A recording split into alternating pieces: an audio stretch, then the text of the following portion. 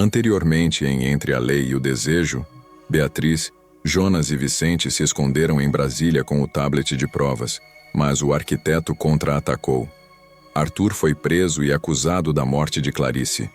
Samuel Barreto está foragido, e uma testemunha misteriosa ameaça a verdade. Agora, o plano para expor a cúpula está em risco. Fique agora com o capítulo 34, o alerta do arquiteto. Vídeos novos todos os dias às 19h45. Vamos começar. A tensão pairava no ar do apartamento, tão densa quanto a ameaça invisível do arquiteto. Beatriz, Jonas, Maré, Vicente e Xangô debruçavam-se sobre o laptop e o tablet de Vicente Castro, cujas telas revelavam as profundezas da conspiração. O celular de Xangô, que havia vibrado minutos antes, silenciara, mas a voz distorcida do arquiteto ecoava na mente de todos. Ele sabe, Maré sussurrou, o rosto pálido e vincado pela recente tortura. Sabe que estamos juntos, sabe que o dossiê está em risco. Xangô, o jornalista com anos de experiência em batalhas subterrâneas contra o poder, não demonstrou pânico. Havia uma determinação gelada em seus olhos. Sempre soubemos que seria assim. O arquiteto se move pela intimidação. Ele tenta quebrar o espírito antes de quebrar o corpo. Mas ele subestima a nossa sede de verdade.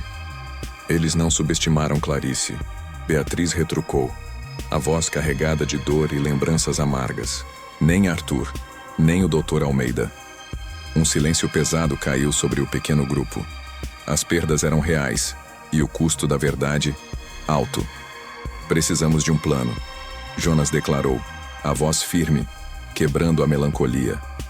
O agente da PF, acostumado a lidar com crises, já pensava na lógica da fuga e da contraofensiva. Não podemos mais usar a internet para divulgar. Eles vão interceptar, desacreditar. E se eles sabem onde estamos, não demorarão a nos encontrar.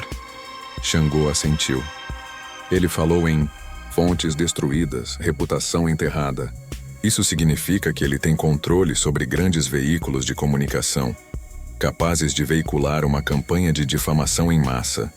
E se ele já tem uma cortina de fumaça pronta, um vazamento convencional será engolido.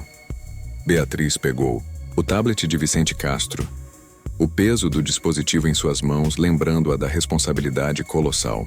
O que temos aqui é irrefutável. Gravações, documentos, a contabilidade suja de Barreto. Mas como fazer o mundo acreditar quando a voz do arquiteto é tão poderosa? Foi Maré quem teve uma ideia, forçando as palavras, com a sabedoria intuitiva de quem vive à margem do sistema. A TV, não os grandes jornais, não a internet, a TV ao vivo, um programa de entrevista com grande audiência, sem tempo para eles criarem uma cortina de fumaça, sem tempo para cortarem o sinal. Ai, loucura, Jonas murmurou, mas os olhos dele se acenderam com a possibilidade, vislumbrando o caos que uma exposição ao vivo poderia gerar. Impossível! Como vamos entrar em um estúdio de TV de alta segurança? Eu conheço os bastidores da política, Vicente disse, sua voz outrora amargurada agora com um lampejo de satisfação. Conheço quem se move entre as sombras das emissoras. Há uma jornalista, uma antiga paixão de Arthur Paiva. Ela é ambiciosa, mas também tem um forte senso de justiça, ou pelo menos um desejo insaciável por um furo de reportagem que mudaria sua carreira para sempre. O nome dela é Lara Vasconcelos. Ela tem um programa de entrevistas de grande audiência, ao vivo. Ela estaria disposta a arriscar tudo se a história for grande o suficiente. Beatriz hesitou. Confiar em outra antiga paixão de Arthur, um homem com um histórico tão ambíguo? O risco era imenso. Ela não é Clarice. Vicente disse como se lesse seus pensamentos. Lara joga com as próprias regras. Mas ela sempre teve um ponto fraco, a verdade, quando ela a beneficia. E essa história é o furo da vida dela. Xangô, o jornalista experiente, analisou a proposta.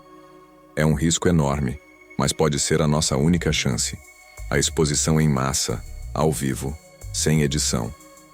Mas o arquiteto vai mobilizar tudo para impedir que vocês cheguem ao estúdio. E se chegarem, ele tentará cortar o sinal, desacreditar. Precisamos de um plano para neutralizar a cortina de fumaça dele. A cortina de fumaça do arquiteto era um rumor, uma ameaça velada, uma tática para manipular a percepção pública. Ele tem um evento. Algo que ele vai orquestrar para desviar a atenção. Vicente disse, recordando-se de conversas da cúpula que havia gravado. Um ataque que vai gerar caos. Mas não é um ataque físico. É um ataque à mente. Algo para chocar e paralisar a nação. O plano começou a se desenhar. Usar Lara Vasconcelos e seu programa de TV como palco para a revelação, mas antes disso, tentar identificar e, se possível, frustrar a cortina de fumaça do arquiteto. Enquanto eles traçavam os detalhes, o celular de Jonas que estava na mesa vibrou. Um número desconhecido. Ele atendeu e o rosto do agente empalideceu. Beatriz, é o delegado Correia. Ele foi afastado. Uma denúncia anônima de conflito de interesse e negligência nos... Caso Clarice Nogueira. O arquiteto está limpando a casa na PF. E o Departamento de Segurança Interna decretou sua prisão preventiva promotora. Por obstrução de justiça e subversão. Você é agora a inimiga pública número 1. Beatriz é a inimiga pública número 1. Com a prisão preventiva decretada e a Polícia Federal se voltando contra ela, a missão de expor o arquiteto se torna uma corrida contra o tempo e contra o próprio sistema. A jornalista Lara Vasconcelos será a salvação ou uma nova armadilha? E qual será o ataque do arquiteto para criar a cortina de fumaça? A tensão explode no próximo capítulo. Inscreva-se e ative as notificações. Obrigado por assistir e até a próxima.